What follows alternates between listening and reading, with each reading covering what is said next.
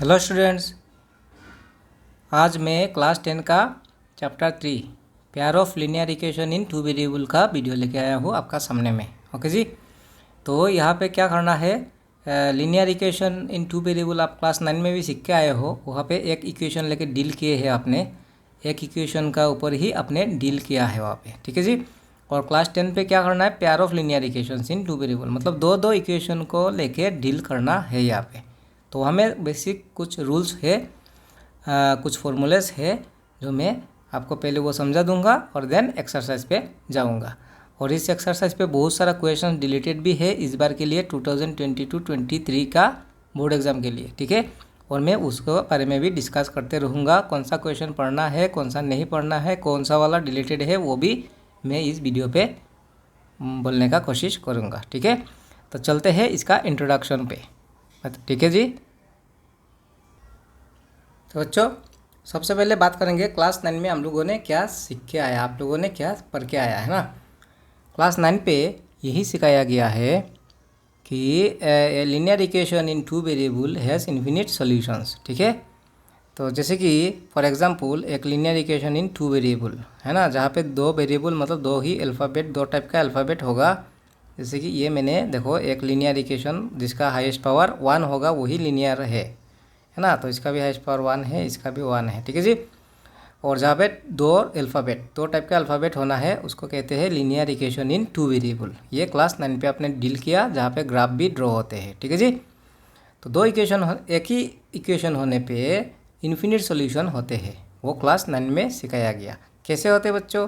तो देखो एक्स और वाई का अगर आंसर निकलना जाए, सॉल्यूशन मीन्स आंसर्स, है ना। तो देखो ट्वाइस ऑफ एक्स को मैं इधर ट्रांसफ़र कर देने पे ये होगा, और 7 से तो 2x माइनस होगा नहीं।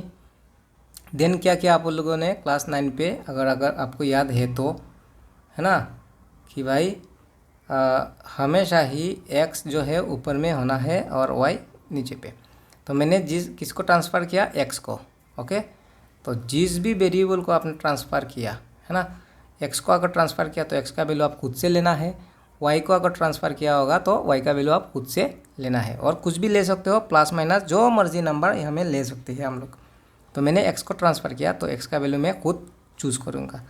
मान लिया मैंने x का वैल्यू 0 है ना। तो अगर x का वैल्यू 0 होगा तो देखो यहाँ में x का वैल्यू 0 हो जाएगा, और जो भी वैल्यू x का आप लोगे वो 2 के साथ मल्टीप्लाई होगा। क्यों? क्योंकि ट्वाइस एक्स मीन्स क्या है, 2 इंटू एक्स, ओके। तो 0 लिया तो 2 इंटू 0 0 हो जाएगा, 0 होने पे क्या बचेगा, 7, और ये 7 किसका वैल्यू होगा, y इजिकल 7 हो जाएगा। तो y का बॉक्स में आपको 7 लगाना है, यही तो किया 9 में।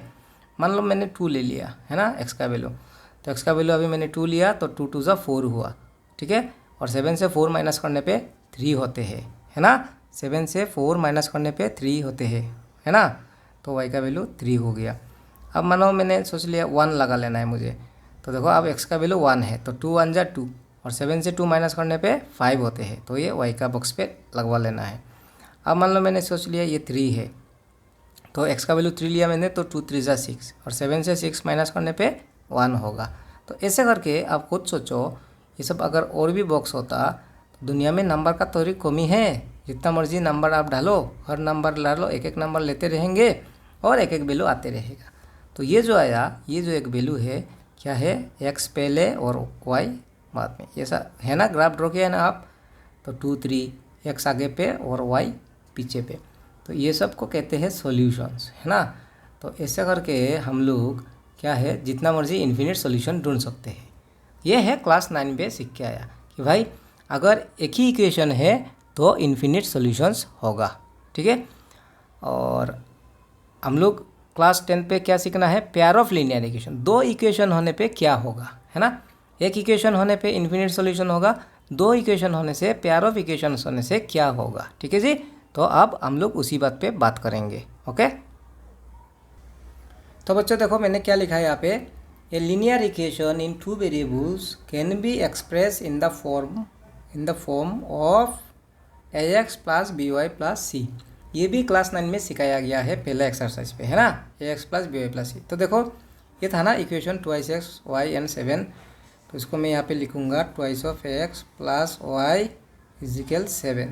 तो देखो इसको मैं twice of X plus Y का आगे पे 1 तो लगा ही सकता हूँ मैं, 1y, और ये 7 को इधर लाने पे माइनस होगा, इस बराबर 0 होगा, है ना। तो देखो ए एक्स, ये देखो ए एक्स है ना, एक्स का सामने पे एक नंबर कोफिशिएंट, ये है ए एक्स, ठीक है जी। मैं इसको ज़रा सा अच्छा समझा दूँ, ये है ए एक्स, ये है बी वाई, और ये है सी, ओके जी। अब बात है सर यहाँ में तो सारा साइन प्लस है, तो वो तो आप प्लस बनवा ही सकते हो, प्लस है, और ये माइनस में ब्रैकेट का अंदर ले लेने से क्या होगा, प्लस माइनस माइनस ही तो होगा। आप ज़रा सा प्रोनाउंस करके दिखाओ भाई, ये क्या हो गया, A X plus B Y plus C is equal 0, है ना। तो इस फॉर्म में होते हैं, ठीक है। तो अभी क्या है, कोई भी linear equation in two variable A X plus B Y plus C equal to 0 form में एक्सप्रेस करना पॉसिबल है, ठीक है। और इसी बात पे अभी क्लास 10 का शुरुआत करने वाला हूँ मैं, ओके।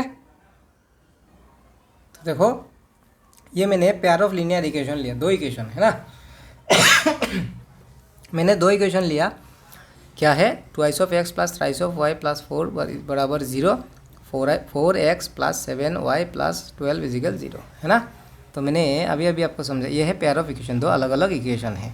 तो कोई भी लीनियर इक्वेशन को इस फॉर्म में लिखा जाता है, A X plus B Y plus C बराबर 0, है ना। तो ये है इक्वेशन 1। दूसरा इक्वेशन भी उसी फॉर्म में ही होगा, A X plus B Y plus C बराबर 0, ठीक है। तो ये देखो प्लस साइन हो या माइनस हो, हम लोग सारे को प्लस में कन्वर्ट करना पॉसिबल है। तो ये है 2 इक्वेशन। अब आप खुद बोलो, x का आगे पे a होगा, है ना। तो देखो x का आगे पे क्या है, 2 है, और यहाँ में x का पहले 4 है। तो क्या आप a का वैल्यू 2 भी कह पाओगे और a से आप 4, एक इक्वेशन में a से 2 a से 4 2 अलग अलग वैल्यू को ऐसे डिनोट किया नहीं जा सकते हैं, इसलिए ये इक्वेशन 1 है, इसलिए इसको कहा जाएगा a1 b1 c1, ये होगा a2, ये होगा b2, ये होगा c2, ठीक है। क्या है, इक्वेशन 1 का वाला को a1 b1 c1, और इक्वेशन 2 जो होगा वो a2 b2 c2, ठीक है। अब सुनो मेरे बात को, अब देखो ये जो फ्रैक्शन है ना, जैसे हमें a1 बाई a2 एक फ्रैक्शन है ना, रेशियो भी होगा। जैसे यहाँ में a1 क्या है, 2 है, और सेकेंड इक्वेशन में a2 होगा 2/4 होगा, ये 2/4। इसको कैंसिल करने पे क्या होगा, 2 1 जा 2 एंड 2 2 जा 4, 1/2 है ना। तो सेम इसी तरीके से b1/b2 भी लिखा जा सकते हैं, b1/b2। तो क्या है, देखो b1 y का सामने में, y का पहले जो है coefficient of y is called b, y का सामने में जो भी नंबर होगा वो b है। तो ये है b1 और ये है b2, है ना, 3/7, ओके। तो फिर इसी तरीक़े से हम लोग c1/c2 भी क्रिएट कर सकते हैं। तो देखो c1/c2 क्या होगा, लास्ट में जो वैल्यू है वो है c1 एंड c2। पहला इक्वेशन में c1, सेकेंड इक्वेशन पे c2, 4/12। तो c1/c2 क्या होगा, 4/12, और इसको कैंसिल करने से 4 1 जा 4, 4 3 जा 12। तो देखो यहाँ में क्या हुआ, 1/2, 3/7, 1/3 अलग अलग वैल्यूज़ है ना। तो ये वैल्यू सेम हो सकते हैं, पहला दोनों सेम होके लास्ट का वाला सेम नहीं भी हो सकते हैं, या फिर पहला दोनों ही इक्वल नहीं होगा, जैसे हमें पहला दोनों वैल्यू इक्वल नहीं होगा, है ना। तो देखो अलग 3 सिचुएशन हो सकते हैं, या तो तीनों वैल्यू इक्वल होगा, या तो पहला दोनों इक्वल होकर लास्ट का वाला इक्वल नहीं होगा, या फिर पहला दोनों इक्वल होगा। और उसी बेसिस पे क्लास 10 में कुछ फॉर्मूलाज या फिर कुछ रूल्स बना है ना, a1/a2, b1/b2 एंड c1/c2 का रिलेशन है कि इक्वल है इक्वल नहीं है, उसी बात पे ही क्लास 10 का ये चैप्टर बना है, और मैं उस रूल्स को अभी समझा दूंगा आपको, ओके। और देन एक्सरसाइज पे जाऊंगा। तो देखो मैंने यहाँ पे 2 क्वेश्चन ले लिया, क्या है, पहला इक्वेशन 2 इक्वेशन है ना, इसलिए a1 b1 c1 a2 b2 c2। इसमें जो 2 कंडीशन है, 3 कंडीशन होगा, क्या है, a1/a2 इजिकल b1/b2, मतलब तीनों वैल्यू का फ्रैक्शन को मैंने चेक किया। ध्यान से सुनना है मेरे बात को, a1/a2 का कुछ एक वैल्यू मिला, b1/b2 का भी कुछ वैल्यू मिला, और ये वैल्यू देखा मैंने कि ये इक्वल नहीं है, ठीक है। अगर ये नॉट इक्वल हुआ तो c1/c2 को चेक करने का ज़रूरत ही नहीं है। तो अगर ऐसे हुआ तो आपका जो ग्राफ होगा, मतलब इक्वेशन होने से ग्राफ भी तो होते हैं ना, क्लास 9 में सीखा है ना आप लोग, लीनियर इक्वेशन का ग्राफ होगा। तो 2 इक्वेशन है, 2 लाइन होगा, तो अगर ऐसा नॉट इक्वल हो गया पहला दोनों, तो जो आपका ग्राफ होगा वो होगा इंटरसेक्टिंग लाइंस। ठीक है, आपका जो ग्राफ होगा ये एक्स एक्सिस है और ये वाई एक्सिस है ना। दोनों ग्राफ कैसे भी ड्रॉ करो, कहीं ना कहीं पे इंटरसेक्ट होगा। ठीक है, तो देखो इंटरसेक्ट होने पे ये जो एक कॉमन इंटरसेक्शन पॉइंट है, और पॉइंट को ही सॉल्यूशन कहा जाता है। ठीक है, ऐसा पॉइंट जो दोनों लाइन पे लाई करेगा वो है उसका यूनिक सॉल्यूशन, कि भाई ये पॉइंट दोनों लाइन में है। तो क्या है, अगर आपका ये नॉट इक्वल पहला दोनों ही a1/a2 नॉट इक्वल b1/b2 हुआ, तो c1/c2 चेक करने का कोई ज़रूरत ही नहीं है, मीनिंगलेस है ना। पहला दोनों ही अगर नॉट इक्वल हुआ तो जो ग्राफ ड्रॉ होगा वो इंटरसेक्ट होगा, और इंटरसेक्ट होने से ऐसा एक पॉइंट मिल जाएगा जो दोनों लाइन पे, इस लाइन पे भी ये है और ये लाइन पे भी ये पॉइंट है। तो ये है ओनली वन कॉमन पॉइंट, और वही है आंसर, है ना। तो इंटरसेक्टिंग होने से होगा यूनिक सॉल्यूशन या फिर ओनली वन सॉल्यूशन। ठीक है, और इसको जहाँ पे सॉल्यूशन होगा वो कंसिस्टेंट होगा, कंसिस्टेंट। अगर सॉल्यूशन है तो उसको कंसिस्टेंट कहा जाता है। ठीक है, अब देखो दूसरा कंडीशन ऐसे भी तो हो सकते हैं। सेकंड कंडीशन कि मैंने वैल्यू जब चेक किया a1/a2 नेक्स्ट b1/b2 ये इक्वल होगा, और c1/c2 को जब मैंने चेक किया ये हुआ नॉट इक्वल। क्या है, यहाँ में पहला दोनों ही नॉट इक्वल हो गया, तो c1/c2 मैंने चेक किया ही नहीं है, क्योंकि वो बेमतलब है। वो इक्वल हो या ना हो से कोई आता जाता नहीं है। पहला दोनों अगर नॉट इक्वल हो गया तो आपका ग्राफ इंटरसेक्टिंग होगा, और इंटरसेक्ट अगर हुआ तो एक कॉमन पॉइंट होगा, उसको कहा जाता है ओनली वन सॉल्यूशन या फिर यूनिक सॉल्यूशन। और अगर सॉल्यूशन है तो यहाँ में कंसिस्टेंट कहा जा रहा है इस चैप्टर में, है ना। सॉल्यूशन होना मतलब कंसिस्टेंट है। ठीक है, क्लियर होना है। अब सेकंड केस में क्या हुआ, पहला दोनों वैल्यू इक्वल हुआ और थर्ड वाला नॉट इक्वल हुआ। तो ऐसा अगर सिचुएशन हुआ तो आपका जो लाइन होगा वो पैरेलल लाइंस बन जाएगा, पैरेलल लाइंस। और पैरेलल लाइंस क्या है बच्चों, जो इंटरसेक्ट होगा नहीं कभी, है ना। पैरेलल लाइंस क्या है, कभी इंटरसेक्ट होगा नहीं। ये एक्स है, ये वाई है। आपने ग्राफ ड्रॉ किया, जैसे मानो मैंने ग्राफ ड्रॉ किया, ये पहला इक्वेशन, फर्स्ट इक्वेशन का ग्राफ मैंने ड्रॉ किया, पॉइंट को प्लॉट करके स्केल से जॉइन दिया। सेकेंड इक्वेशन का जो ग्राफ हुआ ये भी पॉइंट प्लॉट किया, करने पे ऐसे ड्रॉ हुआ। अब बोलो पॉइंट तो है यहाँ में लाइन पे, लेकिन दोनों लाइन पे कोई कॉमन पॉइंट है क्या? क्योंकि पैरेलल लाइन मतलब क्या है, कभी इंटरसेक्ट नहीं होगा, कितना भी प्रोड्यूस करो कभी इंटरसेक्ट नहीं होगा। दैट मीन्स दोनों लाइन पे सेम पॉइंट आएगा ही नहीं। यहाँ में एक दूसरे को इंटरसेक्ट किया बोल के कॉमन पॉइंट है, इसलिए यूनिक सॉल्यूशन या फिर यहाँ में इंटरसेक्ट हुआ बोल के यूनिक सॉल्यूशन या फिर ओनली वन सॉल्यूशन है। ठीक है, और यहाँ पे इंटरसेक्ट हुआ ही नहीं है, तो दोनों लाइन पे तो कॉमन पॉइंट है नहीं, इसलिए क्या होगा, नो सॉल्यूशन। ठीक है, तो सॉल्यूशन होने पे कंसिस्टेंट, अगर सॉल्यूशन नहीं है तो इनकंसिस्टेंट कहा जाएगा, इनकंसिस्टेंट। ठीक है, तो अभी तक हम लोगों ने दो केस देखा। क्या है, ये जो इक्वेशन होगा वहाँ पे x का आगे में एक वैल्यू होगा, y का आगे में भी वैल्यू होगा, और लास्ट में एक c कांस्टेंट टर्म भी होगा।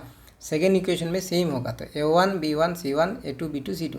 a1/a2 का एक फ्रैक्शन होगा, b1/b2 का एक फ्रैक्शन होगा, c1 c2 का भी फ्रैक्शन होगा। तो a1/a2 और b1/b2 अगर पहले ही नॉट इक्वल हुआ तो c1/c2 चेक करने का ज़रूरत नहीं है, और पहला दोनों अगर नॉट इक्वल हुआ तो ग्राफ दोनों इंटरसेक्ट होगा, और अगर इंटरसेक्ट हुआ तो यूनिक सॉल्यूशन होगा, और अगर सॉल्यूशन है तो कंसिस्टेंट है। ठीक है, सेकंड केस में क्या देखा हम लोगों ने कि भाई पहला दोनों तो इक्वल हुआ लेकिन लास्ट का वाला नॉट इक्वल हो गया। तो ऐसा होने से क्या होगा, पैरेलल लाइंस, ग्राफ दोनों पैरेलल हो जाएगा, लाइन दोनों, और कभी इंटरसेक्ट नहीं होगा। अगर पैरेलल है दैट मीन्स दोनों लाइन पे कोई सेम कॉमन पॉइंट नहीं है।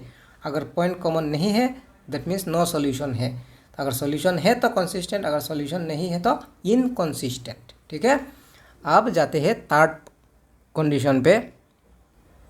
तो ये है थर्ड कंडीशन, क्या है, a1/a2 is equal b1/b2 is equal c1/c2। तीनों का तीनों इक्वल हुआ, है ना।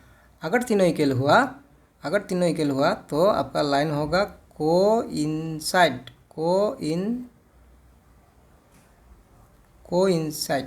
कोइंसाइड लाइंस या फिर कोइंसिडेंट कहा जाता है ना, कोइंसाइड। कोइंसाइड क्या है? कोइंसाइड क्या है? जैसे पहला ग्राफ का पॉइंट लाके मैंने प्लॉट करके ग्राफ ड्रॉ किया है ना, पहला इक्वेशन का। सेकेंड इक्वेशन का जब मैं बॉक्स में जब पॉइंट लाऊंगा, जैसे कि x y 2 3 4 5 ऐसा पॉइंट होते हैं ना, तो उसको पहला इक्वेशन का प्लॉट करके मैंने ग्राफ ड्रॉ किया है ना। और सेकेंड इक्वेशन का भी ऐसा पॉइंट लाके जब मैंने प्लॉट किया तो इसी लाइन पे ही आ गया, तो फिर दोबारा लाइन खींचने का ज़रूरत नहीं है। दैट मीन्स कोइंसाइड का मतलब है दो लाइन एक ही लाइन पे खो जाना, मिक्स हो जाना। हाँ, दो लाइन एक ही लाइन पे होना, उसको बोलते हैं कोइंसिडेंट। तो भाई अगर ऐसा हुआ तो देखो इतना सारा पॉइंट, दोनों लाइन यहाँ में है ना, तो सभी पॉइंट ही तो कॉमन पॉइंट होगा। दैट मीन्स एक लाइन पे कितना पॉइंट होता है? इन्फिनिट पॉइंट, जितना मर्जी पॉइंट हो सकते हैं एक ही लाइन पे। तो अगर कोइंसिडेंट हुआ, कोइंसाइड हुआ तो होगा इन्फिनिट सॉल्यूशंस, इन्फिनिट सॉल्यूशंस, है ना, इन्फिनिट होगा। और अगर मैंने कहा सॉल्यूशन है तो कंसिस्टेंट है, कंसिस्टेंट है। ठीक है, तो क्या सीखा हम लोगों ने? रिपीट एक बार कह देता हूँ मैं। Condition 1, condition 2 and condition 3। Condition 1 है a1/a2 not equal b1/b2, a1/a2 is equal b1/b2 not equal c1/c2। Third condition है a1/a2 is equal b1/b2 is equal c1/c2, है ना। यहाँ में पहला ही नॉट इक्वल हो गया। सेकंड में क्या हुआ? पहला दोनों इक्वल है, लास्ट का वाला नॉट इक्वल है, और यहाँ में हो गया तीनों का तीनों इक्वल है। तो पहले ही अगर नॉट इक्वल हुआ तो ग्राफ दोनों इंटरसेक्ट होगा, कहीं ना कहीं इंटरसेक्ट होगा। अगर पहला दोनों इक्वल होगा, लास्ट का वाला नॉट इक्वल हुआ, तो आपका ग्राफ दोनों पैरेलल होगा, है ना, पैरेलल होगा। और थर्ड केस में क्या होगा? अगर सब इक्वल है तो पहला ग्राफ जिस लाइन पे होगा सेकंड ग्राफ भी उसी लाइन पे ही आ जाएगा, है ना, एक ही लाइन पे दो लाइन होगा। तो अगर ऐसा हुआ तो यहाँ पे देखो इंटरसेक्ट हुआ, बल्कि एक तो पॉइंट है, इसलिए ओनली वन सॉल्यूशन या फिर यूनिक सॉल्यूशन, है ना, ओनली वन सॉल्यूशन होगा। पैरेलल होने से कोई पॉइंट, देखो पॉइंट तो है लाइन पे लेकिन वो कॉमन नहीं है ना, तो होगा नो सॉल्यूशन। और अगर दोनों लाइन एक ही लाइन पे है तो एक लाइन पे इन्फिनिट पॉइंट होते हैं, इसलिए होगा इनफाइनाइट सॉल्यूशन। ठीक है, अब सॉल्यूशन अगर है तो होगा कंसिस्टेंट। अगर सॉल्यूशन नहीं है तो होगा इनकंसिस्टेंट। और यहाँ पे सॉल्यूशन है, इन्फिनिट सॉल्यूशन है, तो ये भी होगा कंसिस्टेंट। ठीक है, तो ये है इस चैप्टर का मेन मोटो कि ये 3 फॉर्मूला है और इसी पे एग्जाम में क्वेश्चन आते हैं। ओके, अब है हम लोगों को इक्वेशन का सॉल्यूशन मतलब आंसर लाना है। ठीक है ना, तो आप इस वीडियो को 1-2 बार रिपीट देख लेना है। जो बच्चों ने अभी तक स्कूलों में क्लास अटेंड नहीं किया होगा या फिर ट्यूशन भी नहीं लिया होगा या फिर खुद पढ़ के समझ में नहीं आ रहा होगा, तो आप इस जो भी मैंने कहा इंट्रोडक्शन, इसको 1-2 बार रिपीट सुन लेना है। ठीक है, और ये याद होना पड़ेगा। ठीक है ना। अब आपको एक एग्जाम्पल से मैं समझा देता हूँ कि भाई इस चैप्टर में आखिर में करना क्या है हम लोगों को। ओके, तो बच्चों मैंने एग्जाम्पल के लिए 2 क्वेश्चन लिया है ना, कि भाई ये जो इक्वेशन है इसका असली में आंसर लाना पॉसिबल है कि नहीं, है ना। तो सबसे पहले क्या देखना होगा, सबसे पहले आपको ये वैल्यू को चेक करना होगा। a1/a2 क्या है? 2/4, है ना, 2/4, और इसको रिड्यूस करने पे 2 1 जा 2, 2 2 जा 4 हुआ। ठीक है, तो पहला वैल्यू क्या आया? 1/2 आया, है ना। नेक्स्ट क्या कर चेक करना है आपको? b1/b2 को चेक करना है। तो b कहाँ में होगा? y का आगे पे b का वैल्यू होगा, तो 3/6। इसको भी कैंसिल करने पे 3 1 जा 3, 3 2 जा 6। ओके, देन c1/c2 को देखो, ये इक्वल हुआ ना, 1/2 1/2। अगर दोनों इक्वल हुआ तो c1/c2 को भी चेक करना पड़ेगा, और अगर पहला दोनों ही नॉट इक्वल हुआ तो c1/c2 चेक करने का ज़रूरत नहीं है। अगर पहला दोनों इक्वल हुआ तो ही जाके c1/c2 चेक करना है। तो क्या है? c1 - 7 एंड c2 क्या है? 3 है। अब देखो आप, ये पहला दोनों इक्वल है और लास्ट का वाला नॉट इक्वल हो गया, है ना। तो भाई कौन सा कंडीशन हो गया? A1/A2 is equal B1/B2 not equal to C1/C2। और ऐसा होने से आपका ग्राफ कैसे होगा? पैरेलल ग्राफ होगा। पैरेलल होना मतलब कोई कॉमन पॉइंट नहीं है तो नो सॉल्यूशन, है ना, आंसर नहीं है। सॉल्यूशन मतलब आंसर, तो नो सॉल्यूशन मतलब आंसर नहीं है, तो इसको सॉल्व करना ही नहीं है, क्योंकि सॉल्व करके क्या होगा, क्योंकि इसका सॉल्यूशन आंसर ही नहीं है तो सॉल्व नहीं करना है। ओके, अब आते हैं सेकेंड पार्ट पे। इसका A1/A2 क्या होगा? 2/3, ये होगा 2/3, तो ये तो रिड्यूस होगा नहीं। B1/B2 क्या होगा? 4 का नीचे पे 5, 4/5, है ना, तो देखो रिड्यूस नहीं होगा। अब देखो पहला दोनों वैल्यू इक्वल है क्या? 2/3 4/5 इक्वल नहीं है, तो C1/C2 इसको चेक करना ही नहीं है मुझे। क्यों?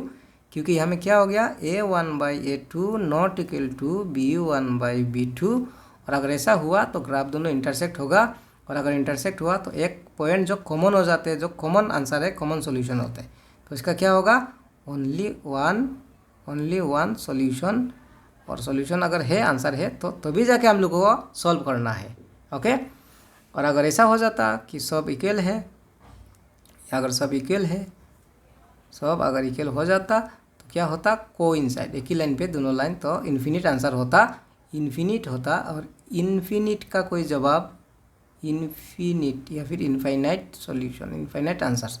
इनफाइनाइट मतलब इनफाइनाइट होते हैं, अनकाउंटेबल, और जिसका जवाब हर किसी का अलग अलग होते हैं, उस टाइम में भी हम लोग इसको सॉल्व नहीं करेगा, है ना। एक ही केस पे सॉल्व करना है जहाँ पे पहला दोनों नॉट इक्वल, मतलब ओनली वन सॉल्यूशन होगा। ठीक है, तो ये था इंट्रोडक्शन, और अभी जाते हैं हम लोग एक्सरसाइज पे, सीधा सीधी एक्सरसाइज पे जाना वाला है। और यह इंट्रोडक्शन आपको समझ में नहीं आया, एक दो बार वीडियो को रिपीट देख लो। ओके जी, ठीक है बच्चों, बिना इंट्रोडक्शन देखे आपको किसी भी एक्सरसाइज पे नहीं जाना है ना। ओके।